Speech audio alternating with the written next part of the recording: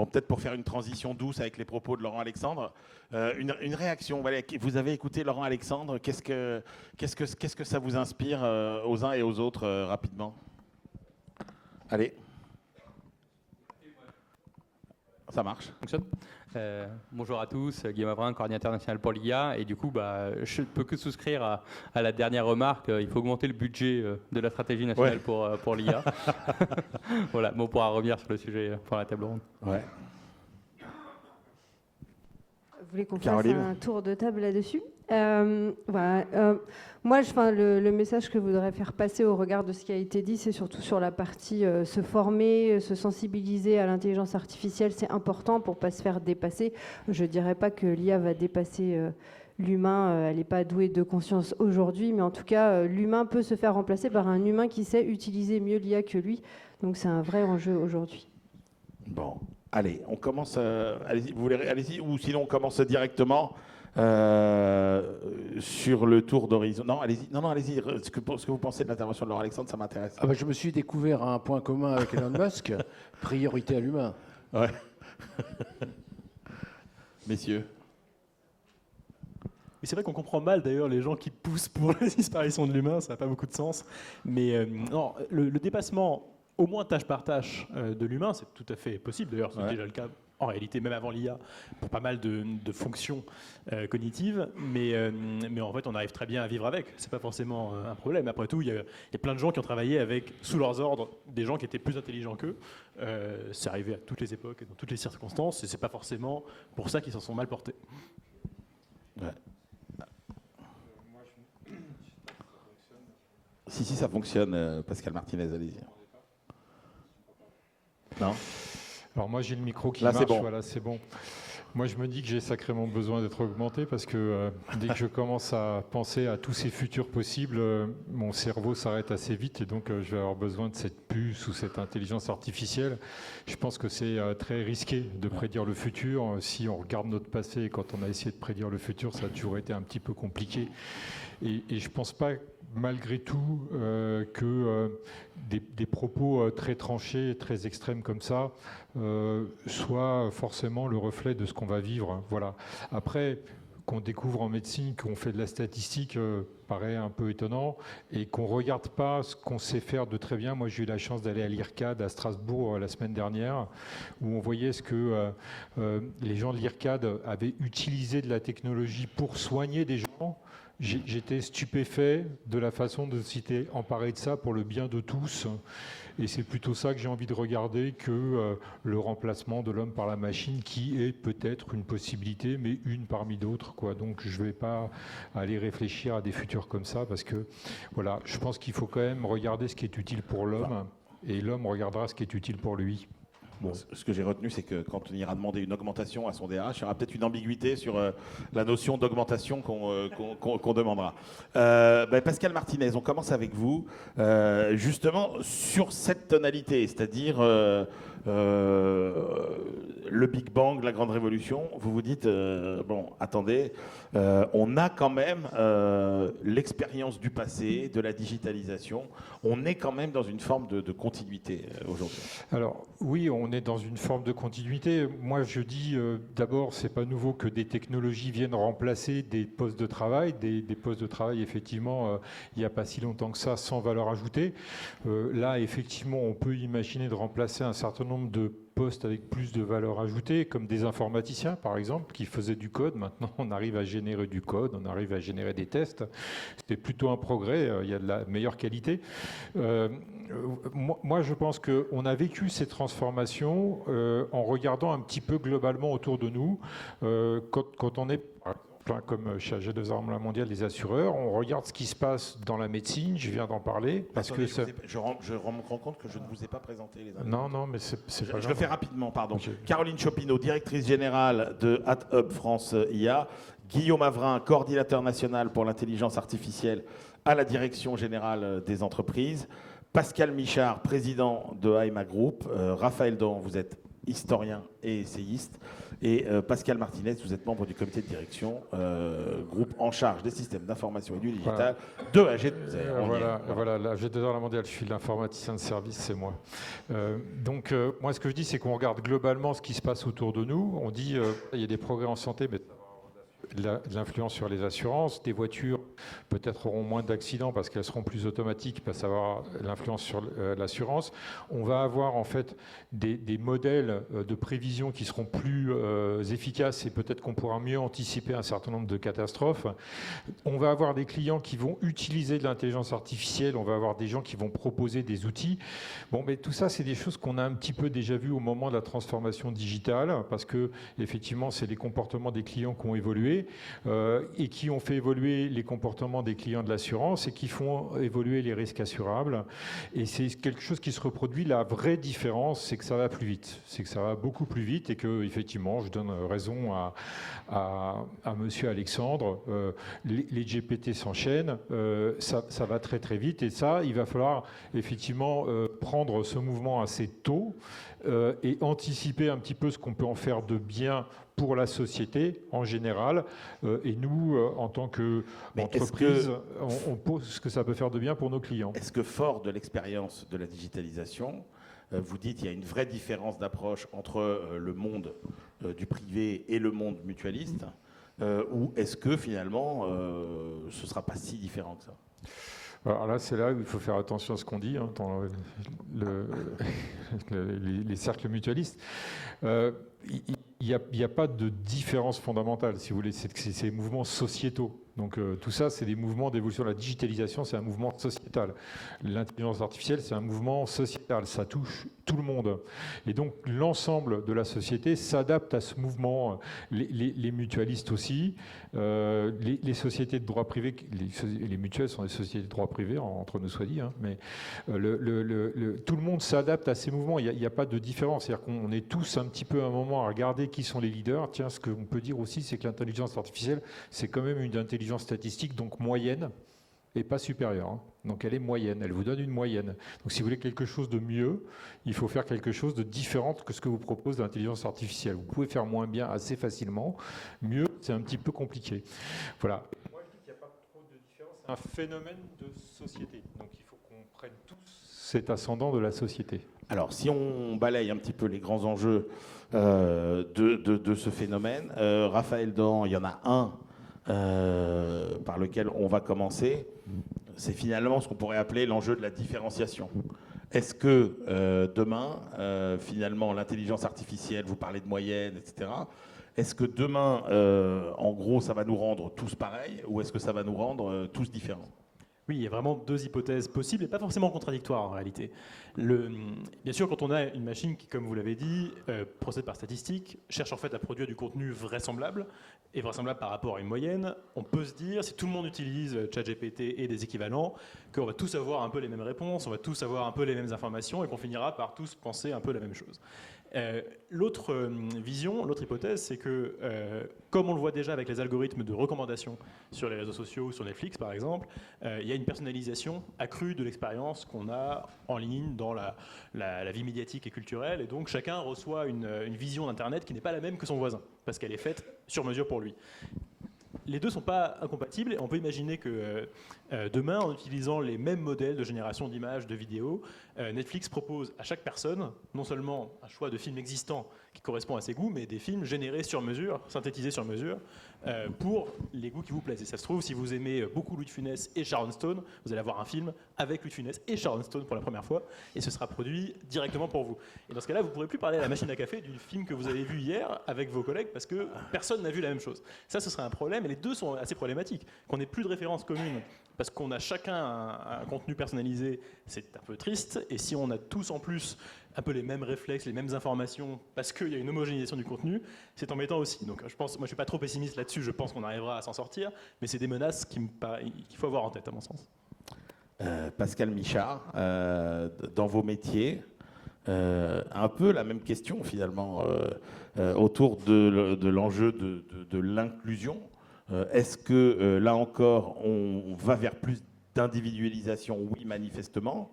Mais est-ce que cette individualisation, tout à l'heure on se demandait est-ce qu'on sera tous pareils, tous différents, est-ce que cette individualisation va générer plus d'exclusion ou plus d'inclusion? Oui, je pense qu'on a... déjà, on peut dire qu'on a un point commun, c'est que l'assurance, c'est de la statistique, donc il n'y a pas de raison qu'on ne trouve pas de l'intérêt à utiliser l'IA. Mais l'assurance, c'est aussi finalement quelque chose qui résonne à la fois sur de l'aléatoire et sur des moyennes, et sur des groupes homogènes. Et on voit bien qu'il faut réconcilier une contradiction.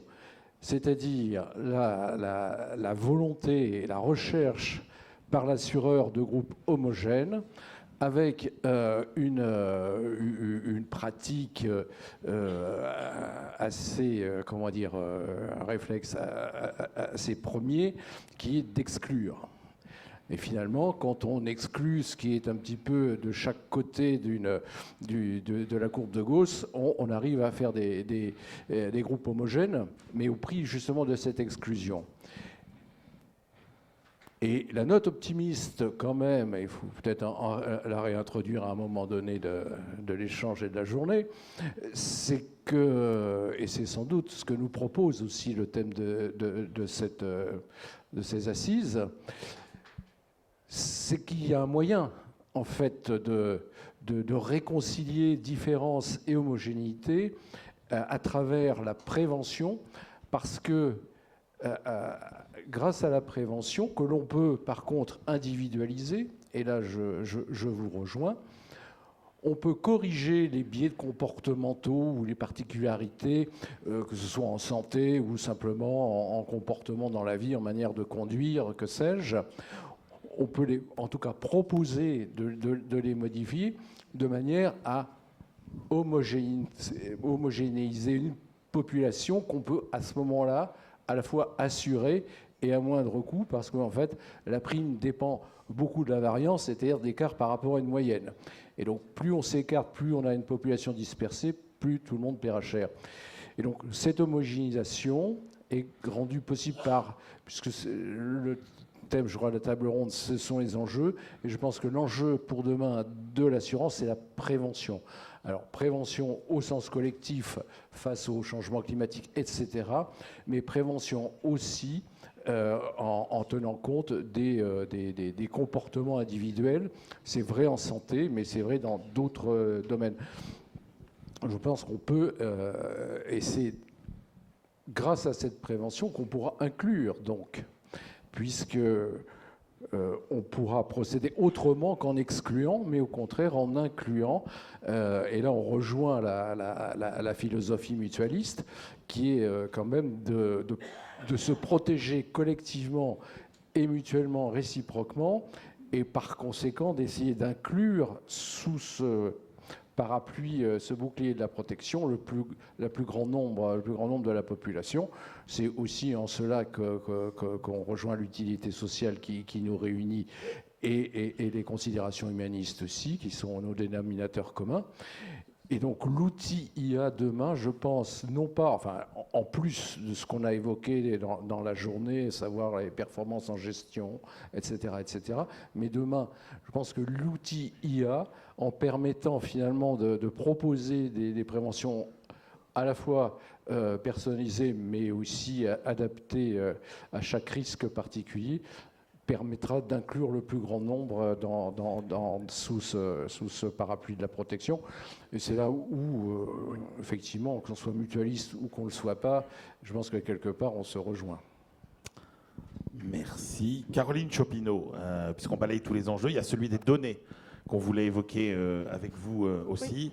Oui. Leur monétisation, leur partage. Comment on créera de la valeur aussi avec toutes ces données? Oui, il y a des gros sujets aujourd'hui. Alors, on parle beaucoup de l'IA générative, donc on parle majoritairement de ChatGPT. ChatGPT travaille sur des énormes corpus de données, et c'est ça qui fait sa force aujourd'hui.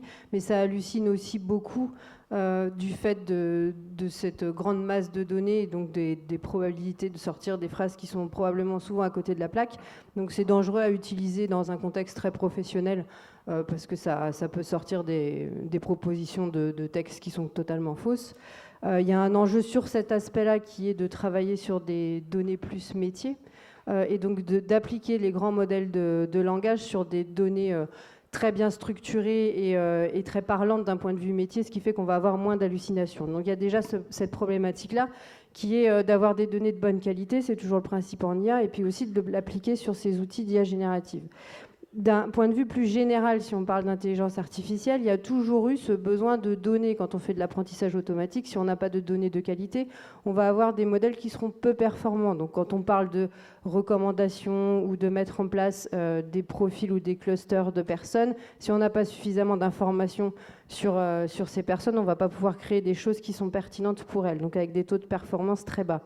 Il y a des programmes qui existent depuis longtemps, et peut-être Guillaume tu pourras en parler, qui s'appellent des programmes de mutualisation des données pour la structuration des filières. Donc c'est des programmes de financement qui existent depuis de nombreuses années et qui ont pour ambition d'inciter les filières à partager leurs données, non pas en open data, hein. L'idée c'est pas de mettre tout gratuit, hein, c'est de trouver des moyens de les monétiser et de les partager en sécurité, mais pour pouvoir créer de la valeur avec de l'IA, c'est-à-dire créer des nouveaux cas d'usage. On va au-delà de ces histoires d'IA générative, hein, on parlait de ça déjà bien avant. Par exemple, on a lancé au Hub France IA 3 projets sur ce sujet-là il y a 3 années de ça. La mise en place, par exemple, d'une marketplace sur les données vocales. Donc comment on crée des champions de l'analyse et de la transcription de la voix vers du texte en France et en Europe. C'est par le partage de données vocales qu'on va utiliser pour créer des modèles capables de traiter ces données vocales. Et ça, on peut le faire que si les gens qui ont des données de voix les partagent, parce qu'il en faut une énorme quantité. Surtout quand on parle du français, on a besoin d'être plus fort en France et en Europe sur des langues qui ne sont pas des langues tout pilotées par les Américains.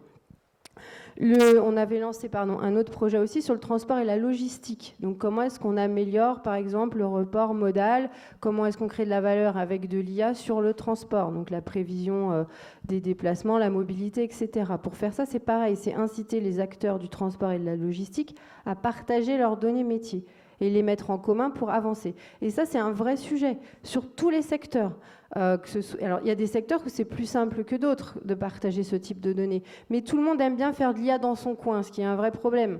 C'est qu'on fait ces petites IA dans son coin, on espère que ça va bien fonctionner sur ces données. Mais si on partageait les données, on arriverait forcément à avoir des modèles qui sont plus performants et qui permettraient de traiter des cas d'usage qui potentiellement ne seraient pas forcément cœur business, mais qui permettraient de résoudre des vrais problèmes. Voilà, c'est tout ce que je voulais dire. Eh ben, merci Caroline Chopineau. Guillaume Avrin, vous qui êtes un petit peu le représentant de la puissance publique, est-ce que vous avez déjà une réaction par rapport à tout ce que vous avez entendu sur ces arbitrages, homogénéisation, différenciation, inclusion, exclusion, les données, le retard de l'Europe aussi, est-ce que finalement on est irrémédiablement distancé ? Je pense un premier point que je voulais faire, c'était qu'à mon avis, il faut absolument aborder le sujet de l'automatisation de nos processus de production, de nos processus administratifs, de notre société, finalement par l'IA. Il faut le faire avec détermination et pas à reculons.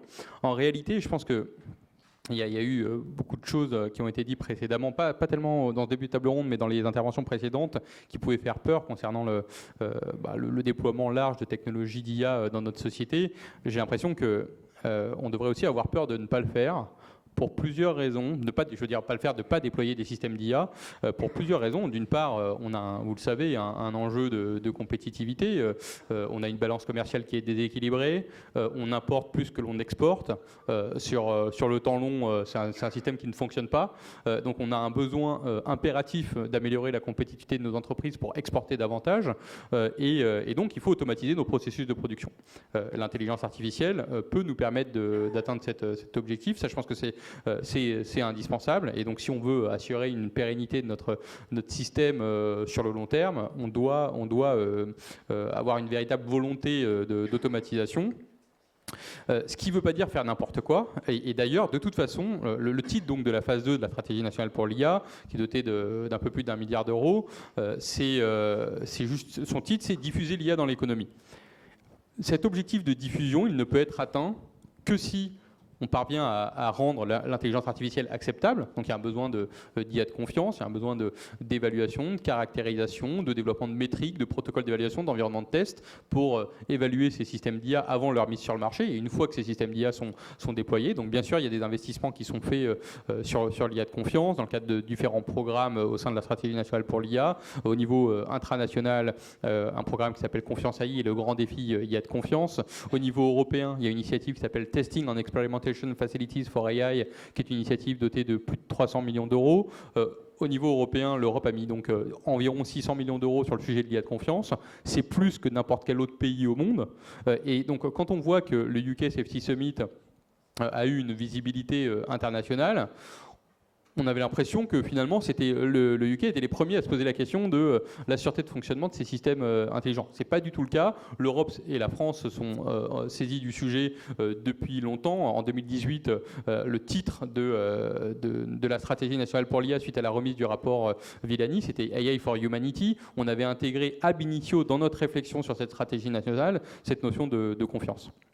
De la même manière, on a un besoin de maîtrise de l'impact environnemental de ces technologies, parce qu'il n'y aura pas de déploiement pérenne de ces technologies dans notre société et dans notre économie si on ne maîtrise pas cet impact environnemental. Par ailleurs, ça rejoint des enjeux de compétitivité, de réduction des coûts, de consommation énergétique en phase d'entraînement et d'inférence des systèmes d'IA. Donc ça, c'est un autre enjeu que l'on prend aussi en compte, qui me semble important.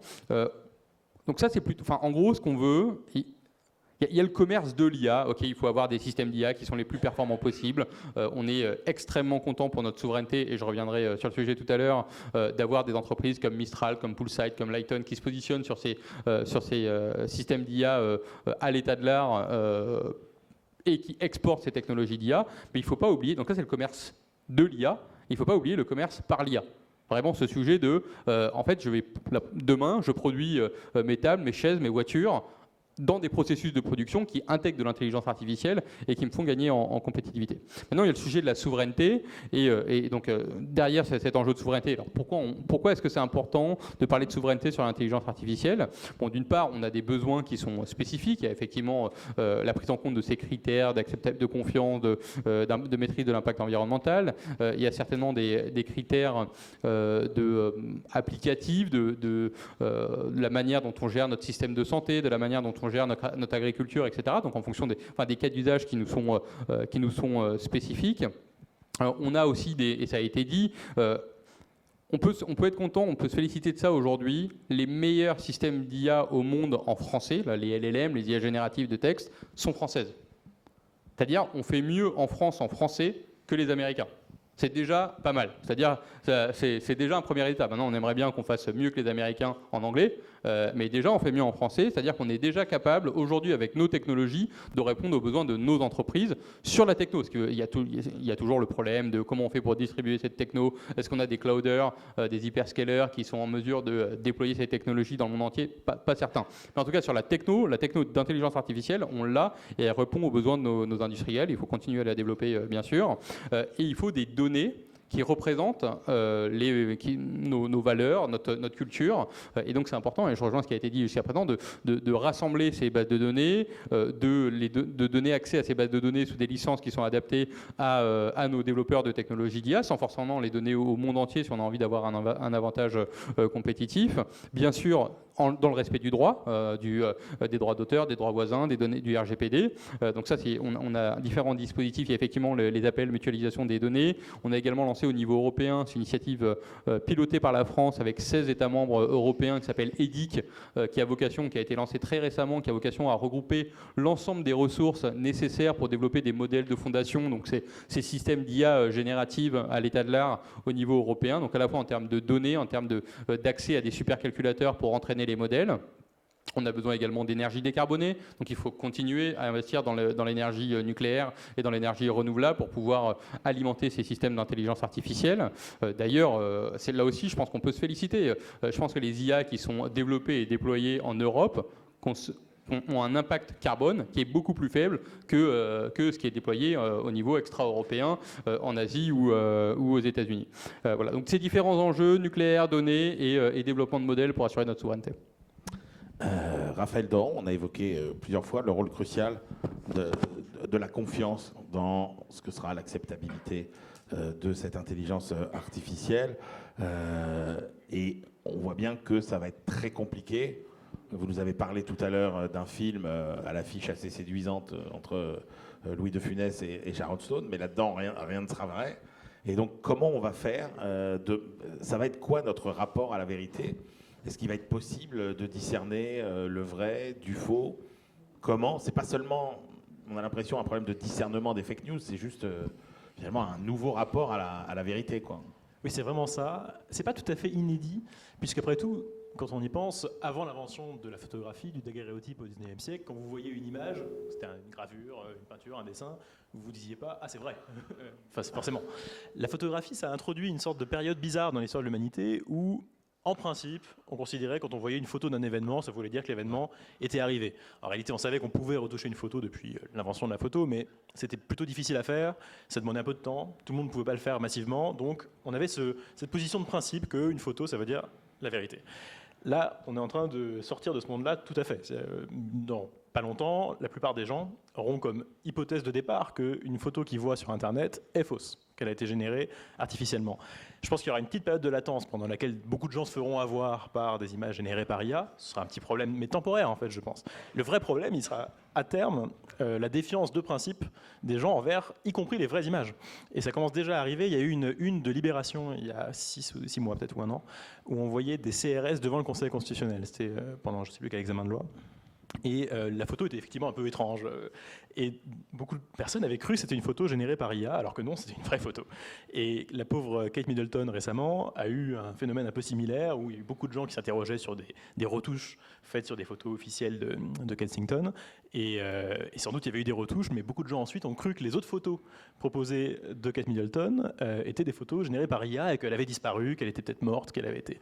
Et donc, on entre dans un monde où toute vraie information sera suspecte, sera l'objet de défiance. Et donc ça va nous obliger d'essayer de raffermir la confiance dans des institutions à la fois publiques et médiatiques pour essayer de sauver un peu ce rapport à la vérité. Ce ne sera pas facile parce qu'on a déjà un lien qui est assez ébranlé aujourd'hui. Mais on peut se dire que ce n'est pas non plus impossible, puisqu'après tout, c'est ce qu'on faisait avant l'invention de la photo, voire du journalisme au XIXe siècle. Caroline Chopineau, je voudrais revenir avec vous sur un point qui a été rapidement évoqué par Guillaume Avrin et qui est un enjeu crucial. Guillaume, quand vous disiez finalement on produit une IA plus économe finalement que les Américains. Caroline, c'est vrai que l'enjeu pour demain, c'est aussi une IA propre, frugale. Oui, tout à fait. Alors, juste pour reposition. Ça marche ? Ça marche. Ok, ça marche. Allez, ça c'est bon. Donc, juste pour repositionner, le Franciad, donc c'est une association qui regroupe des membres entreprises qui sont toutes en train de travailler sur l'intelligence artificielle. Et un de leurs gros sujets en ce moment, c'est ce concept d'IA frugale. C'est-à-dire essayer de comprendre comment je déploie des IA qui sont raisonnables et raisonnées, et en particulier d'un point de vue impact environnemental. Ça peut paraître anodin comme ça parce qu'on sait que des études montrent que c'est plutôt les terminaux qui ont un impact fort sur l'environnement, mais tout l'écosystème se mobilise aujourd'hui là-dessus, et Guillaume l'a dit, c'est parce que les technologies d'IA générative, en particulier les solutions américaines, c'est quand même des solutions qui sont très brutasses. Je prends énormément de données, je mouline mon apprentissage et j'en sors un modèle. Ce qui fait que c'est énormément coûteux d'un point de vue puissance de calcul, et si c'est énormément coûteux en pépettes, c'est que c'est énormément coûteux aussi en énergie.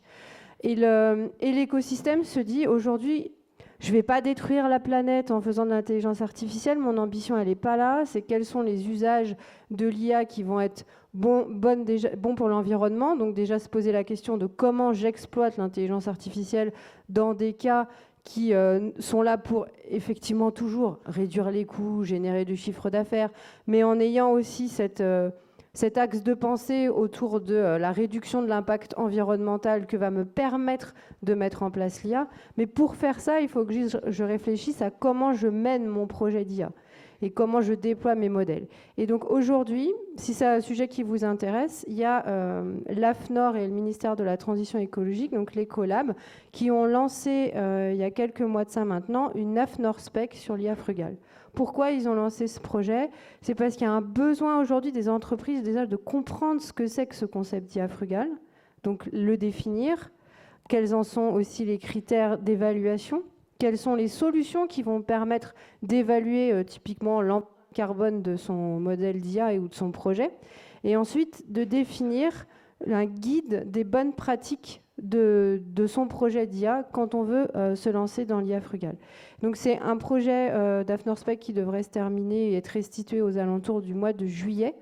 Donc n'hésitez pas à suivre ces travaux, c'est plus possible d'aller dans les groupes de travail. Il y a, dans le groupe de travail qu'on pilote, nous, sur le guide des bonnes pratiques, il y a 70 personnes qui sont impliquées, donc c'est quelque chose qui est hyper moteur et dynamique.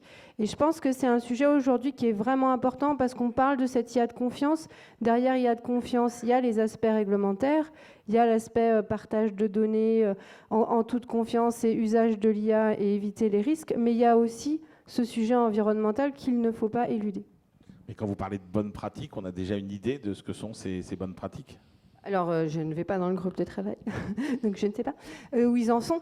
Oui, parce que nous, ça fait 2 ans en fait, qu'on suit ce sujet-là. Les bonnes pratiques, en fait, c'est se prendre la réflexion sur toute la pipeline projet en s'intéressant à la partie cloud, aussi sur la partie apprentissage. Il y a des trucs qui sont totalement ridicules, mais du genre éteindre ses serveurs la nuit quand on n'est pas en train de faire mouliner son apprentissage. Il y a des développeurs, ils pensent même pas à ça. Ça peut être les data scientists qui font un petit peu gaffe quand ils font des tests de modèles, c'est-à-dire on va pas prendre 50 algorithmes, les lancer en parallèle et se dire je vais prendre le meilleur. C'est prendre un peu de recul, prendre le temps de la réflexion avant de se lancer brutalement dans son mode d'apprentissage.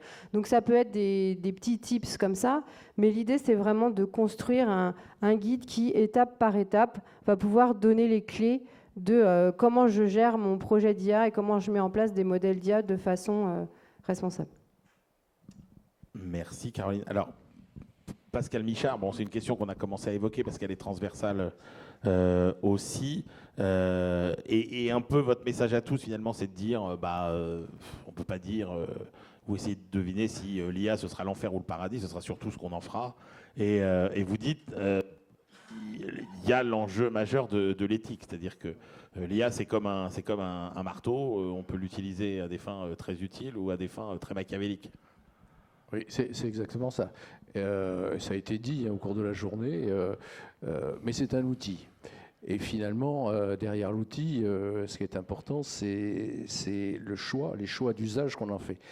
Pour revenir à mon propos très rapidement, mais à titre d'exemple, à mon propos précédent, il y avait quelques années, alors je ne sais plus si ça existe encore, mais c'était une société américaine en prévoyance qui vous faisait une offre en fonction de la photo, enfin en tout cas d'une capture photographique avec votre téléphone portable. Et là, en fonction finalement d'un certain nombre de paramètres qui devaient être dans le système d'IA, alors prédictive en l'occurrence, était capable, au-delà simplement de votre âge réel, de définir votre âge biologique ou, en fonction d'éventuelles pathologies identifiées. Et à partir de là, vous faisiez une proposition de prime pour un capital donné. Donc là, on est dans un système qui rejoint celui que je disais tout à l'heure, où finalement, on exclut tous ceux qui n'ont pas la chance d'avoir une parfaite et de faire même plus jeune que leur âge. Et à contrario, ce que je disais à l'instant, c'est qu'on peut, le même outil, on peut l'utiliser pour faire de la prévention et donc préserver le plus longtemps possible, si on reste sur l'exemple de la santé, les gens en bonne santé, mais on peut l'utiliser sur la prévention en général. Donc voilà, selon l'usage, les choix que l'on fait, et probablement que le premier choix était très rentable pour la société en question, en tout cas sans doute immédiatement beaucoup plus profitable, parce que la prévention, il y a un certain temps pour que ça porte ses fruits.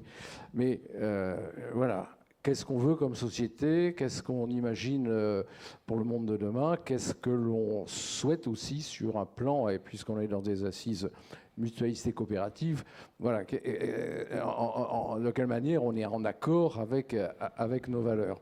Donc bien sûr, la question de l'éthique survient très vite, mais j'oserais dire comme avec n'importe quel outil, n'importe quelle démarche. Je pense que les démarches que l'on a aujourd'hui déjà en place, ou celles qu'on utilisait il y a 10 ans ou 20 ans, nécessitaient aussi, dans un certain nombre de choix opérationnels, faisaient en tout cas appel à des arbitrages éthiques. Est-ce que c'est conforme aux choix que l'on fait? Donc ce n'est pas vraiment une question nouvelle, elle est certainement encore plus aiguë et proportionnelle à la puissance de la technologie et de l'intelligence artificielle. Mais je pense que c'est un choix, vous avez pris l'exemple du marteau, qui est aussi vieux que l'humanité. Et ce n'est pas parce que le feu brûle qu'il fallait renoncer au feu pour autant. Je crois que le débat qu'on a aujourd'hui, il est un petit peu de cet ordre-là. L'important, ce sont les choix d'usage de la technologie que l'on fait, mais on voit qu'elle peut avoir des apports très positifs. Ça, c'est pour les choix d'usage, d'utilisation.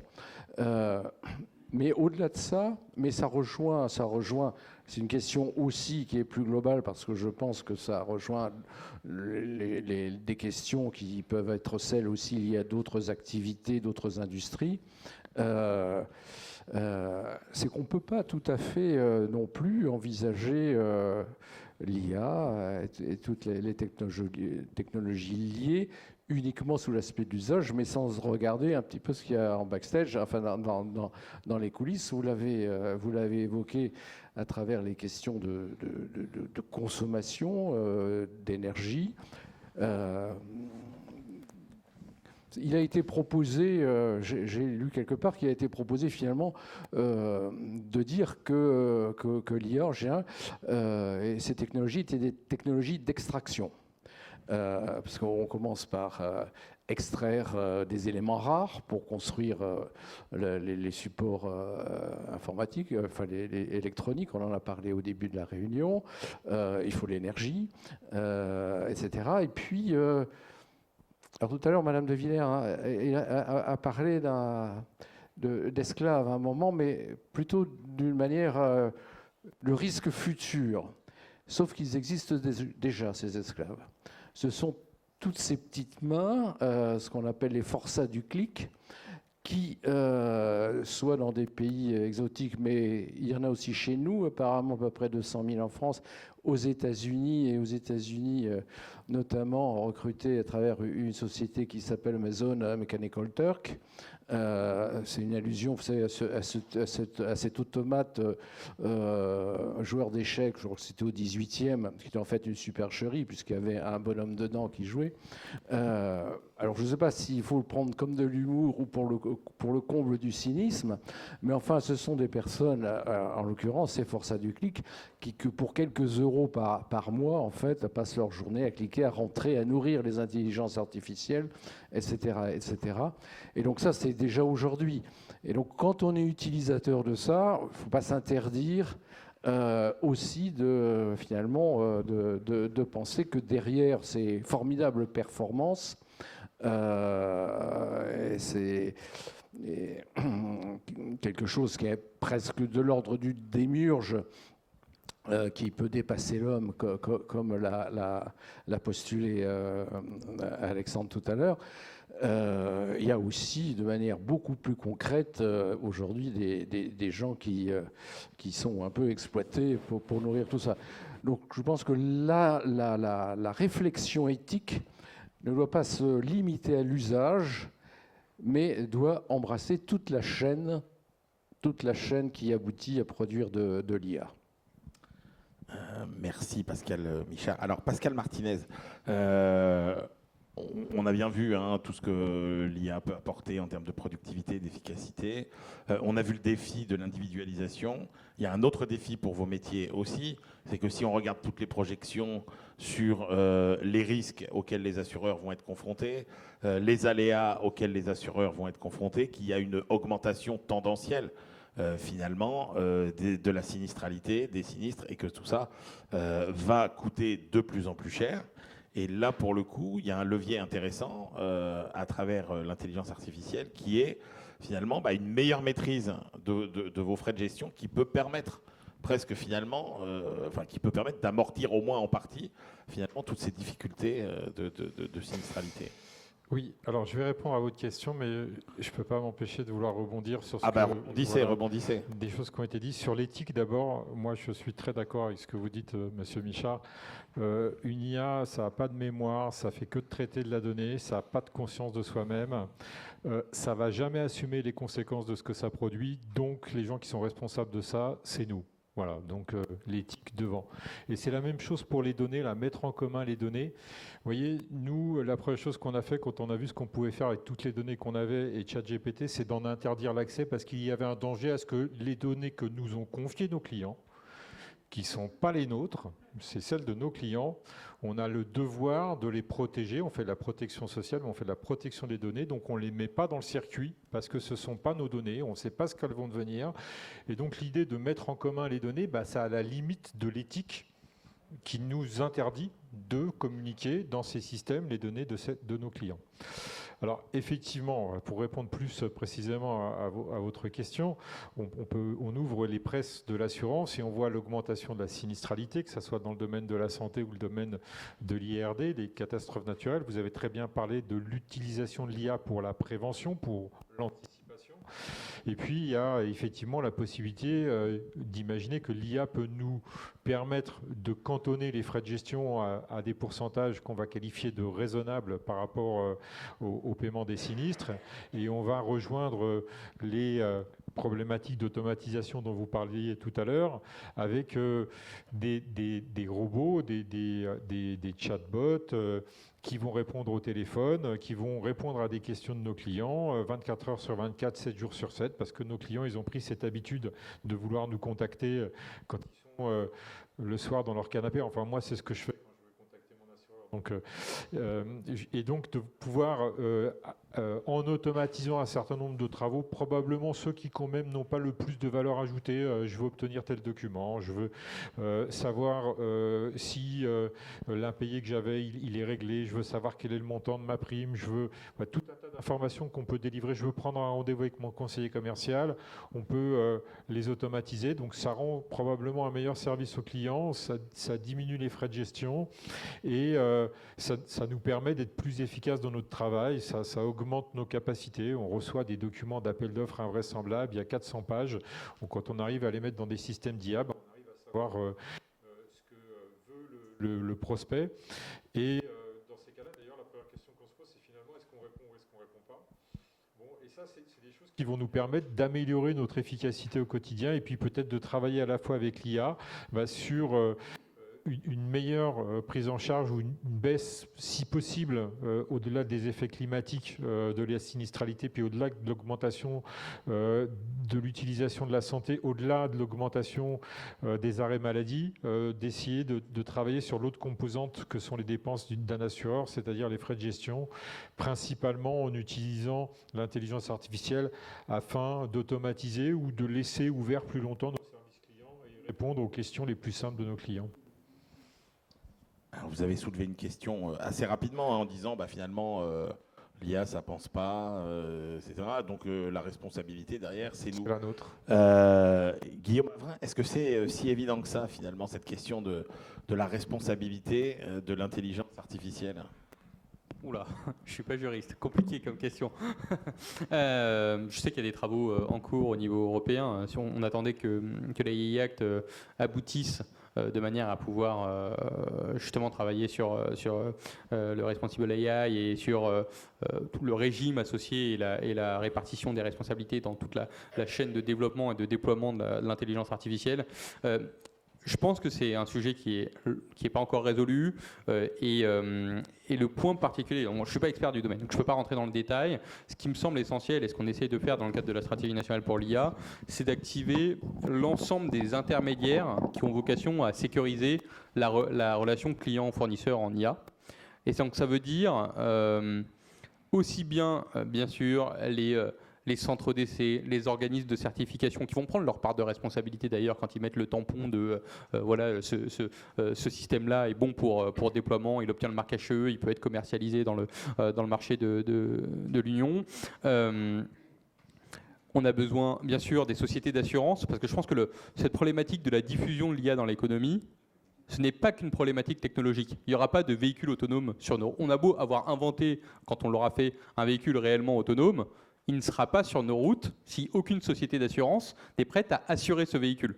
Donc il y a un défi d'actuariat, d'appréciation du risque associé au déploiement de systèmes d'intelligence artificielle, de véhicules autonomes, de dispositifs médicaux intelligents, de robots agricoles qui embarquent de l'IA. Et c'est une problématique en soi parce que les profils de risque associés à ces systèmes automatisés ne sont pas exactement les mêmes que les objets plus classiques qui étaient commercialisés. Donc j'ai l'impression que ce sujet de la mobilité, il y a l'IA pour l'assurance, mais il y a l'assurance de l'IA qui me semble aussi être essentiel pour établir ce cadre de confiance qui permettra la diffusion de ces technologies.